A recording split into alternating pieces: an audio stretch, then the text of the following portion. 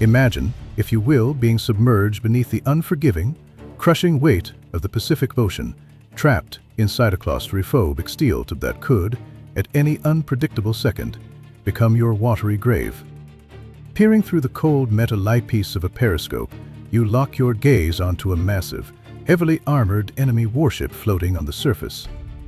You hold your breath, your heart pounding against your ribs, and you give the order to fire. You unleash the absolute pinnacle of United States naval engineering, a weapon of staggering cost and supposedly unparalleled destructive power. You brace yourself, anticipating the deafening, earth-shattering roar of an explosion and a geyser of fire and water, tearing the enemy vessel in half. Yet, the ruthless reality of war delivers a sickening blow. Instead of an explosion, all you hear is a dull, metallic clank echoing through the water. Then, the entire world plunges into a dead, suffocating silence.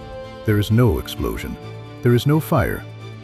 There is only the unbearable humiliation of enemy sailors standing on their deck, literally pointing and laughing at your impotence.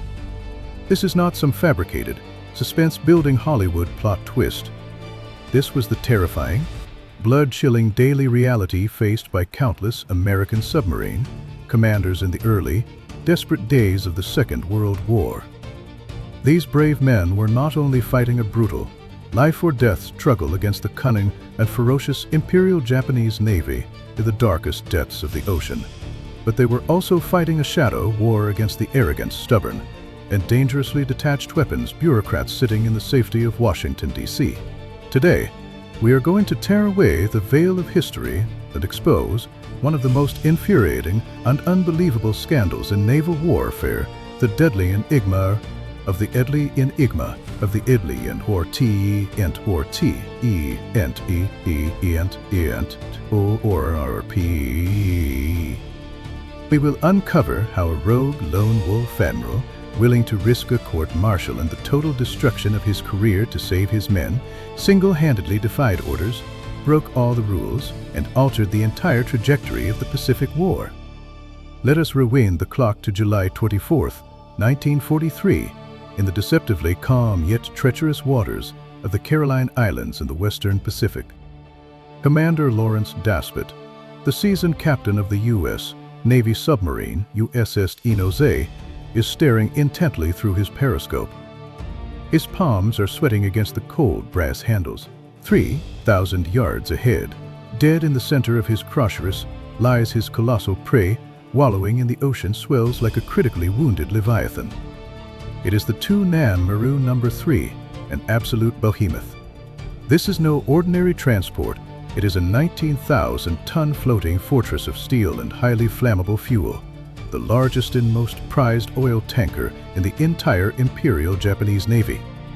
At this very moment, this once invincible mechanical beast is paralyzed on the surface, reduced to a sitting duck.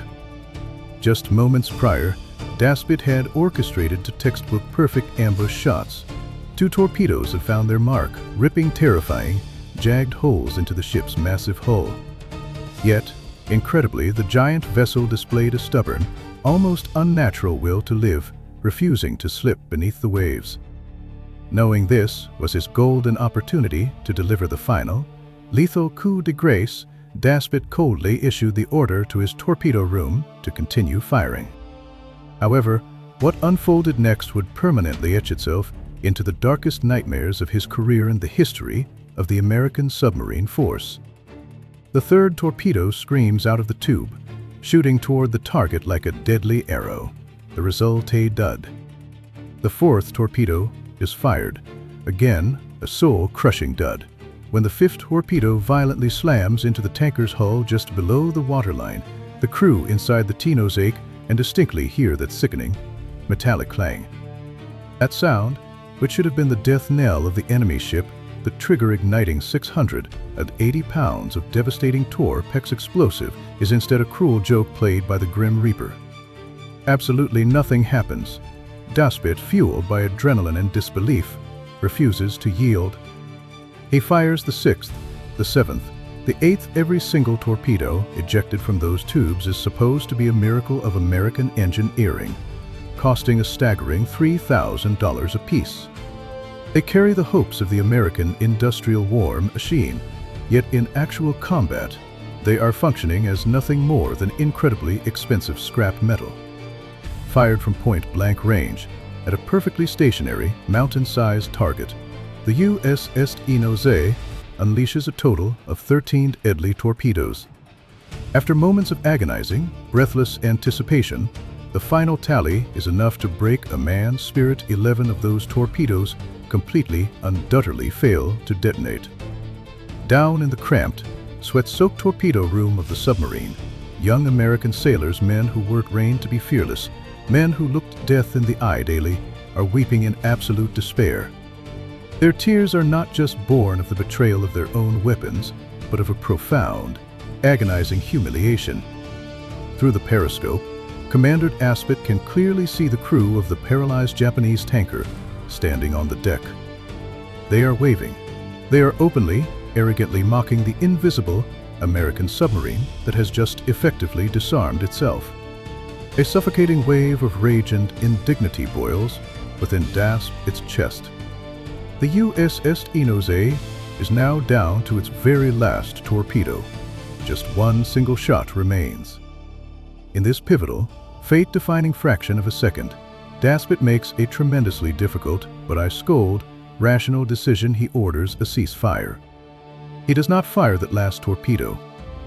Instead, he preserves it as the ultimate, undeniable piece of physical evidence, turning his submarine around and heading for home, carrying a crew burning with righteous fury. What Commander Daspit and his devastated crew did not know, what the entire Pacific Fleet submarine force was tragically unaware of, was a horrifying truth. For 20 grueling months, as these silent hunters prowled the oceans and bled for their country, the sole heavy weapon they relied upon to sink the enemy had an atrocious, mind-boggling failure rate of 60 to 80%. This was the infamous torpedo. It had been endlessly hyped by brass in Washington as the most sophisticated, expensive, and devastating underwater weapon ever conceived. In reality, it was rotten to its core, plagued by catastrophic design flaws. Even more terrifying, this torpedo harbored 3 distinct, separate, and equally fatal defects. Each of these flaws was being discovered in real time by frontline commanders, paying the price in blood and terror, only to be ruthlessly and repeatedly denied by the high command in Washington. The bureaucrats at the Navy's Bureau of Ordnance, sitting comfortably in their plush, air-conditioned offices thousands of miles from the carnage, stubbornly insisted their weapon was flawless. Whenever a Japanese ship escaped, they casually shifted the blame, accusing the submarine commanders of incompetence, cowardice, and poor marksmanship. By July 1943, the American submarine force had fired over 9,000 torpedoes at the Japanese fleet. The vast majority of them might as well have been pebbles tossed into a pond, producing a splash and nothing more. Highly capable submarine commanders were being stripped of their commands, branded as lacking aggression or being paralyzed by fear. But the raw, bleeding truth was that when these incredibly brave captains risked annihilation to maneuver their boats into point-blank firing positions, their weapons simply refused to explode. The morale of the entire submarine force was hemorrhaging, hitting rock bottom. Meanwhile, Japanese convoy fleets sailed the Pacific with near impunity, facing almost no tangible threat from below. Giant tankers like the No. 3 continued to pump vital, life-sustaining oil into the veins of the Japanese war machine, fueling the Zero fighters and super battleships that were killing Americans. The very outcome of the Pacific War was hanging by a dangerously frayed thread. Back in Washington, D.C., the senior admirals in their impeccably pressed uniforms remained extraordinarily arrogant, maintaining their ironclad belief that the torpedoes were perfect.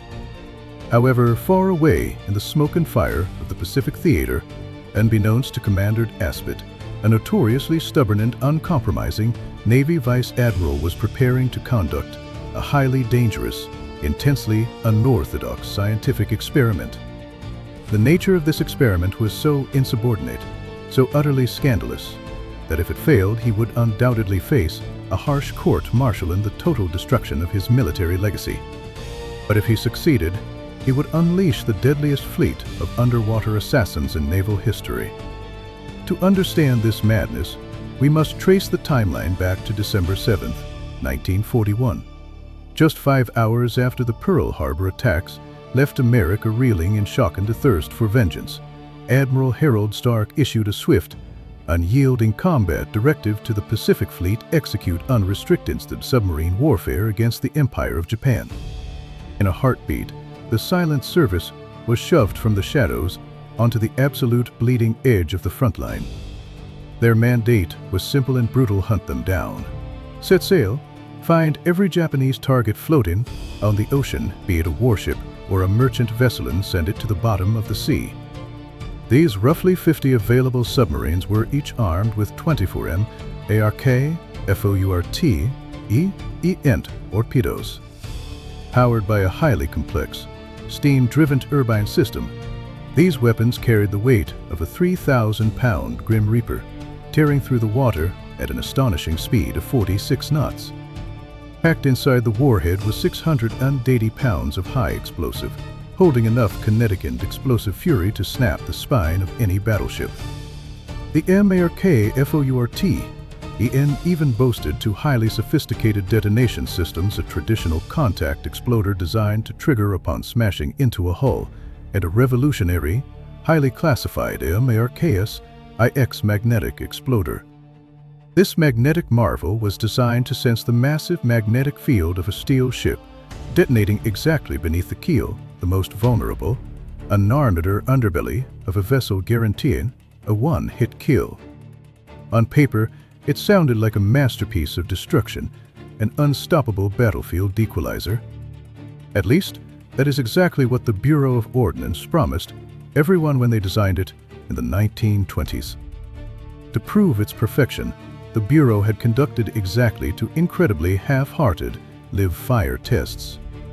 Because these torpedoes cost a staggering $10,000 each at the time, an astronomical fortune, the Bureau deemed it far too extravagant and wasteful to blow them up in testing. Driven by extreme frugality and blind arrogance, they abruptly halted all destructive testing.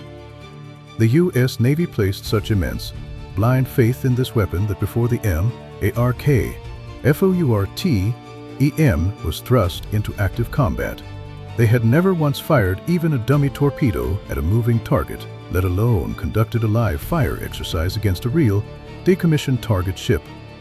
When the dogs of war were finally unleashed and the submarines went on the hunt, the collision with reality was nothing short of apocalyptic. In January 1942, the USS Swordfish ambushed an unsuspecting Japanese convoy, unleashing 13 torpedoes in a single, devastating salvo. The results: 0 hits, 0 sunken ships. Shortly after, the USS Seawolf endured the exact same nightmare, firing 8 torpedoes to achieve an identical, maddening 0. The ordeal of the USS Skipjack was even more bizarre and heartbreaking. Positioned at a pristine, 800-yard vantage point, they fired for torpedoes with surgical precision at an oblivious Japanese aircraft carrier.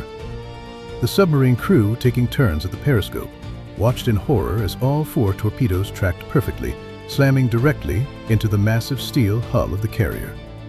Yet, not a single one exploded. The combat reports flooding back to headquarters read like horror stories. Torpedoes were not just failing to explode. They were running erratically, diving deep into the abyss, or worse, suffering from terrifying premature detonations right after leaving the tubes. As the frontline sailors bled, cried, and screamed their furious protest back to command, how did the Bureau of Ordnance in Washington respond? With a chilling, cold-blooded arrogance. They outright refused to admit even the possibility of a flaw in their prized invention. Instead, they issued scathing reprimands, accusing the submarine captains of cowardice, poor seamanship, and terrible aim. When Captain John Wilkes, commander of the Asiatic Fleet submarines, submitted a fiercely worded report detailing the MARK EM's catastrophic failures during the defense of the Philippines, The Bureau's response was dripping with condescension. Improve your firing accuracy. Check your aiming points. By mid-1942, this torpedo crisis had metastasized into an existential threat to the United States Navy. Some torpedoes were prematurely detonating miles away from their targets, throwing up massive geysers of water that instantly betrayed the submarine's hidden location, inviting an immediate, lethal barrage of depth charges from Japanese destroyers. Other torpedoes, worse, whimming right beneath the bottoms of enemy ships as if the targets were ghosts, completely failing to trigger the magnetic sensors. And others were hitting the broadside of enemy vessels with a deafening thud, transforming into useless chunks of metal. Submarine captains were literally watching their torpedoes stick into the wooden sides of Japanese freighters like giant lawn darts, the unexploded detonators shining mockingly in the sun. The silent service was fighting the most crucial battles of the war, armed with completely broken, defective garbage, and the stubborn old men in Washington refused to open their eyes. Japan's war machine relied entirely on imported oil and resources. If American submarines could sever those fragile maritime arteries, the empire would collapse. But the American subs could not sink them. Even when they risked their lives to land a perfect shot, the duds refused to explode. In this abyss of darkness and despair, the Navy desperately needed a renegade, a leader willing to listen to the cries of his men and bold enough to shatter the authority of the bureaucrats. They needed Admiral Charles A. Lockwood. In May 1942, Lockwood took command of the submarines in the Southwest Pacific. Truth be told, Lockwood was the last man anyone expected to become a torpedo engineering expert. His brilliance lay in tactical command and strategic deployment, not mechanical design.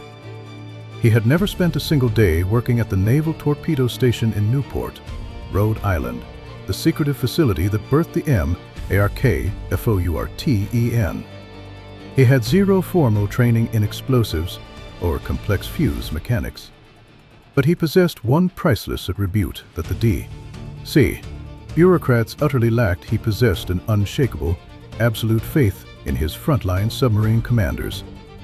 He knew his men were brave, highly skilled professionals.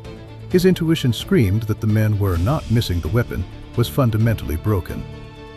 Lockwood knew that merely filing complaints up the chain of command was a fool's errand. He needed irrefutable, undeniable empirical evidence to shove down the throats of the arrogant brass. It required immense courage and the audacity to explicitly disobey standard military protocols. On June 20, 1942, at the bleak, windswept submarine base in Fremantle, Australia, Lockwood shattered the Navy's rulebook. Without seeking authorization from his superiors, without notifying the Bureau of Ordnance, and without uttering a word to Washington, he decisively ordered an unprecedented rogue field test. He instructed his operations officer, Captain James Fife, to string up a massive anti-submarine fishing net in the waters of Albany, Western Australia. They then fired real, live MARKFOURTEN torpedoes without explosive warheads straight at the net to measure their actual running depth. Lacking sophisticated telemetry, they relied on the incredibly crude but effective method of observing exactly where the torpedoes tore holes through the mesh. This rough, makeshift experiment tripped the lid off the first layer of the Bureau's cover-up. The results were blood-curdling. Every single MARKFOURTEN torpedo was running exactly 10 feet deeper than the depth set by the submarine commander. Every one. This meant that if a captain masterfully calculated a 10-foot depth to strike the shallow draft of an enemy destroyer, the torpedo would hopelessly plunge to 20 feet. It would glide perfectly and harmlessly right under the enemy's keel, missing every single target in the Pacific. Lockwood immediately slammed this exhaustive, damning test report, accompanied by his thunderous fury, onto the desks in Washington. He assumed the Bureau would finally admit defeat and initiate repairs. Incredibly, the Bureau's response remained dripping with arrogance. Your testing methodology is highly unscientific and deeply flawed. The MARKFOURTEN WWII torpedo strictly adheres to all design specifications. We will not even legitimize your so-called data by reviewing it. It wasn't until to agonizing months later, in August 1942, after Lockwood applied unrelenting, borderline, insubordinate pressure, that the Bureau begrudgingly and furiously admitted the depth control mechanism was defective. They finally issued orders for commanders to manually offset the depth settings. This should have been the turning point, but the cruel gods of war showed no mercy to the American submariners. Entering 1943, a full 18 months into the global conflict, the nightmare of the dud torpedoes did not end. It escalated into sheer horror. July 1943 was the month Commander Daspit experienced his tragic 13 dud incident. When Lockwood returned to Pearl Harbor, Daspit stormed into his office, slamming the unexploded torpedo evidence and his devastating patrol report onto the desk. Lockwood's rage reached a boiling point. The report detailed point-blank, textbook 90-degree angle shots, 13 failures, each a $3,000 dud. Daspit demanded, "Sir, with all due respect, our torpedoes are absolute garbage." Lockwood stared at the horrifying data, his face darkening. "Did you bring that dud back?" he asked. "Yes, sir," Daspit replied. "Good," Lockwood hissed through clenched teeth. "We are going to blow it to hell." In that moment, Lockwood made a highly dangerous decision that could have ended in a court-martial and public disgrace. The Bureau treated the Mark VI magnetic exploder as top-secret voodoo technology, explicitly forbidding any frontline personnel from disassembling, tampering with, or testing it. The brass believed the field sailors were too uneducated to handle such delicate equipment and that the tests were too expensive to waste. Lockwood no longer cared. He was done listening to the theoretical nonsense of bureaucrats hiding in bunkers. In August 1943, he ordered the USS must all unge back to Hawaii and prepared for a genuine, highly classified live fire test right off the coast of Pearl Harbor. He did not aim at nets. He did not aim at old target ships. He ordered the submarine to fire fully armed, live torpedoes at their maximum speed of 46 knots directly and mercilessly into the solid, underwater volcanic rock cliffs of Kahoyu Island. It was a maneuver bordering on madness. If the torpedoes suffered a circular run or the explosion caught the submarine, it would be a catastrophe.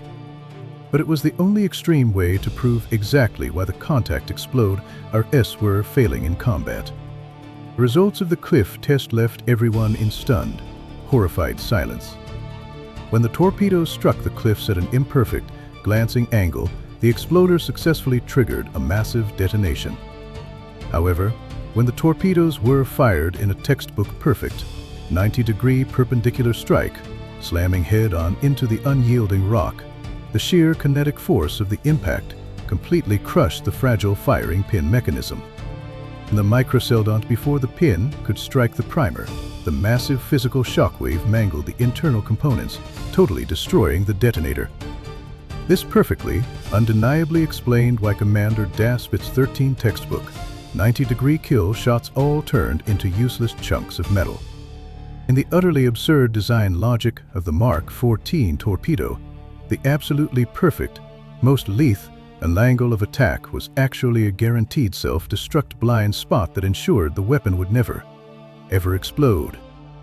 Armed with this ironclad, blood-soaked proof, Admiral Lockwood was about to sail directly into a political hurricane against the highest powers in Washington. When you slam a top-secret, highly classified test report paid for in blood and extreme insubordination, alongside firing pins twisted and mangled like metallic pretzels, onto the polished mahogany desks of the Navy's Bureau of Ordnance in Washington, D.C., you can imagine the suffocating, absolute silence that follows.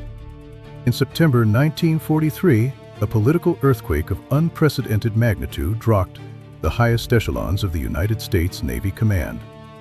Rear Admiral William Blandy, the chief of the Bureau of Ordnance, a man who had steadfastly believed his department and its weapons were fundamentally infallible, was now staring directly into the teeth of the most violent storm of his career. The air in the briefing room felt practically frozen. Admiral Lockwood, refusing to yield a single inch, locked eyes with the very bureaucrats who had sat safely behind their desks, mocking the courage and skill of the frontline sailors bleeding in the Pacific. With cold, hard, irrefutable physical evidence, Lockwood mercilessly punctured the utterly absurd design paradox of the Mark 14 torpedo. It was a dark, physical comedy of errors that defied every single law of battlefield common sense. On the pristine blueprints of the well-dressed, coffee-drinking engineers back in Washington, a perfect, perpendicular 90-degree impact was supposed to guarantee the maximum transfer of kinetic energy, which logically should have triggered the most violent and immediate detonation of the warhead. However, in the brutal, unforgiving reality of the deep sea, when a 3,000-pound steel beast traveling at a terrifying speed of 6 knots smashed head-on into the impenetrable armor plates of an enemy warship, the instantaneous, massive counter force wildly exceeded the structural limits of the fragile firing mechanism. In that split, life-or-death millisecond, before the firing pin even had a chance to cleanly pierce the primer and ignite the explosive train, the sheer, catastrophic physical shockwave completely crushed, mangled, and utterly obliterated the entire detonator assembly. Ironically, the torpedoes that struck the enemy hull at terrible, glancing angles often due to what Washington called operator error survived the impact just enough to trigger the explosive. A perfect, dead-on kill shot, according to the farcical design logic of the Mark 14, was actually a guaranteed 100% self-destruct blind spot. Faced with this mountain of undeniable proof, the arrogance of the Bureau of Ordnance was finally, decisively shattered. Yet, the desperate crisis facing Lockwood and his men was far from over. Even when admitting fault, the bureaucratic machinery of Washington moved at a sickeningly slow, glacial pace. The engineers stated that redesigning a brand new detonator, or fundamentally overhauling the contact fuse, would take months, perhaps even the better part of a year to draft, prototype, test, and manufacture. But time was the one luxury the Pacific Fleet did not have. Every single ticking second meant American blood was being spilled in the water, while the Japanese war machine continued to grind forward. Admiral Lockwood knew with absolute certainty that he could not, and would not, send his young men back into the meat grinder with these defective weapons. This lone wolf hero, legendary for his stubbornness and decisive action, made yet another shocking, world-class gamble. Forget Washington, we are going to fix them ourselves.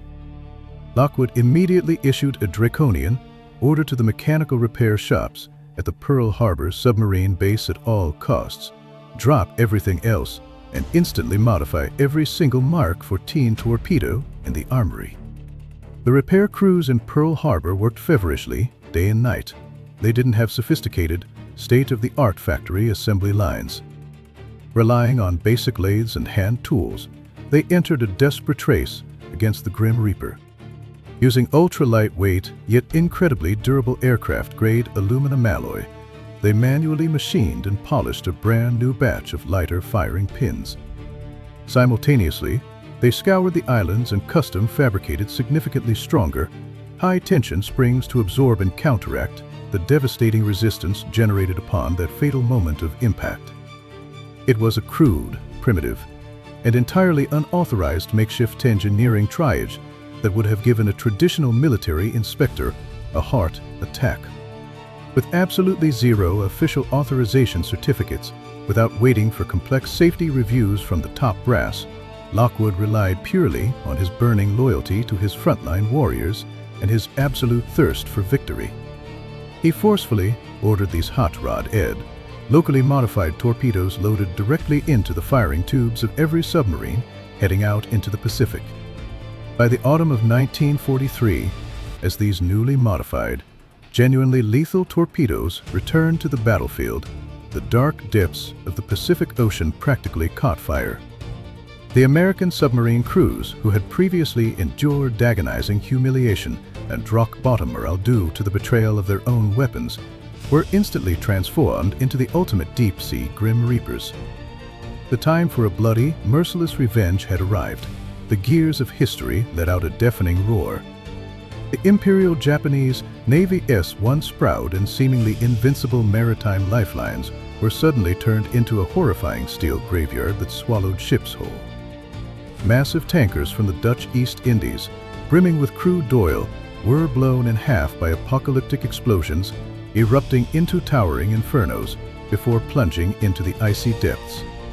Japanese freighters carrying precious rubber, iron ore, and desperately needed true reinforcements were violently torn apart without a single second of warning by invisible, lethal arrows striking from the black abyss. In this frenzy of deep-sea hunting, countless spine-chilling combat records were forged. Commander Richard O'Kane, leading the legendary submarine USS Tang, tore through enemy waters like a rabid wolf behind Japanese lines. They no longer second-guessed themselves, they no longer feared their weapons would betray them. During incredibly daring patrols, they surgically drove torpedo into the vital organs of enemy ships, racking up staggering, unbelievable hit rates and tonnage destroyed records. The once arrogant Japanese escort fleets were plunged into absolute panic. They watched helplessly as their merchant vessels were vaporized in an instant, without ever catching a glimpse of the American submarines lurking below. The war potential of the Japanese Empire began to wither and bleed out at a visible, terrifying rate. Aircraft carriers were forced to drop anchor and rot in ports because there was no fuel to move them. The dreaded Zero fighters became sluggish, sitting ducks in the sky due to a severe lack of high-octane aviation gas. The United States Navy's submarine force, comprising less than 2% of the entire Navy's personnel, acted as a razor-sharp surgical scalpel, cleanly and ruthlessly slicing open the jugular vein of the Japanese Empire. However, the cruelty of war almost always surpasses human imagination. Even the greatest victories and the most profound redemptions are inextricably tied to suffocating, heart-breaking tragedy.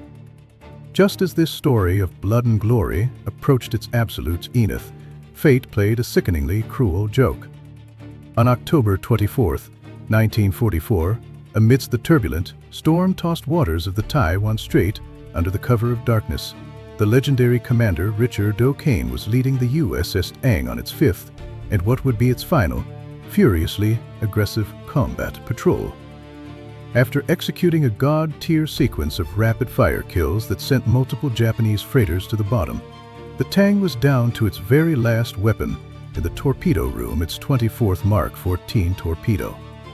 Through the periscope, possessing nerves of absolute steel, O'Kane calmly locked onto the final, heavily damaged Japanese transport ship and gave the order to fire. But this time, what shot out of the forward tube was not a lethal weapon destined for the enemy, but a completely uncontrollable, rogue phantom of steel. This torpedo, while boasting the newly modified detonator, still relied on the archaic, overly complex gyroscope steering system designed by Washington, a system that still harbored fatal hidden flaws. In the split-second it left the submarine, it offered a catastrophic mechanical steering failure. Instead of running straight toward its prey, it carved a bizarre, horrifying, and deadly circular arc through the black water. It turned completely around, traveling at its maximum speed of 46 knots, acting like an enraged, mechanical shark. It charged furiously right back toward its own mothership, the USS Tang.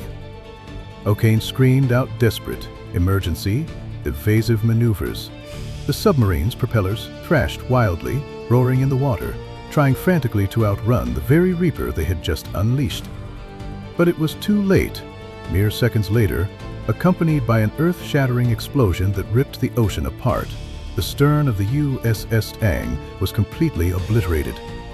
This legendary vessel, a ship that had struck absolute terror into the heart of the Japanese Navy, let out a tragic, groaning wail of tearing metal and rapidly plummeted into the crushing, pitch-black depths of the Pacific. Of the 87 elite, incredibly brave sailors on board, only 9 miraculously fortunate men, including Commander O'Kane himself, survived a harrowing underwater escape, floating to the surface only to be captured by the Japanese, where they would endure the horrors of brutal POW camps until the war's end. That single, circular running torpedo became the most heartbreaking, sobering footnote in the blood-soaked history of the Mark 14.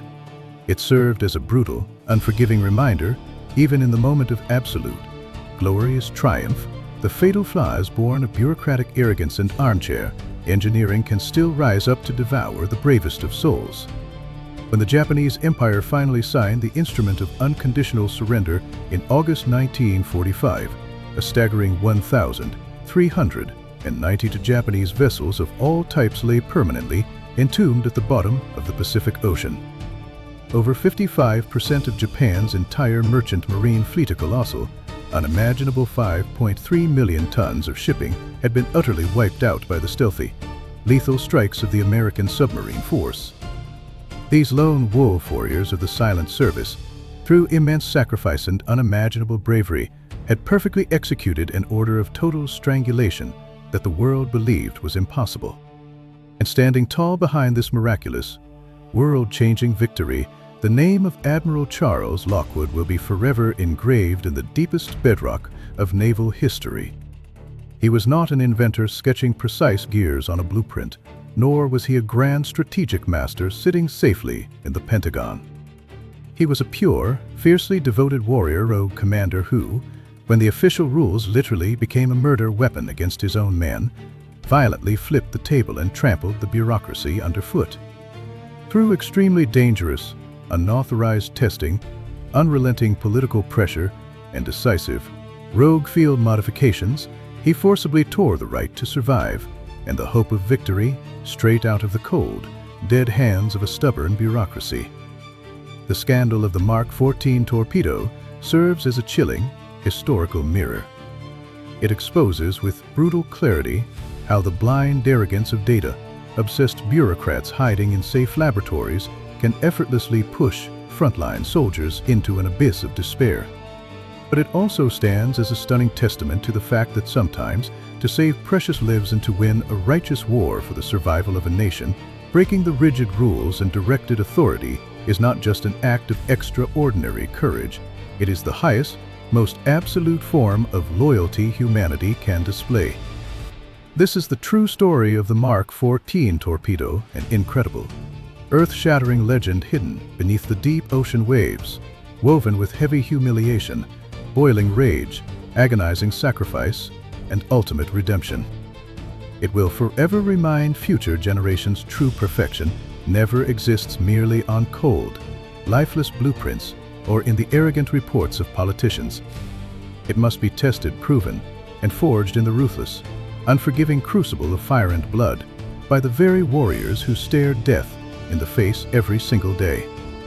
If you want to uncover more brutal truths behind history's most devastating mechanical failures and tactical blunders, hit that subscribe button. I am your military history guide. I will see you on the next battlefield.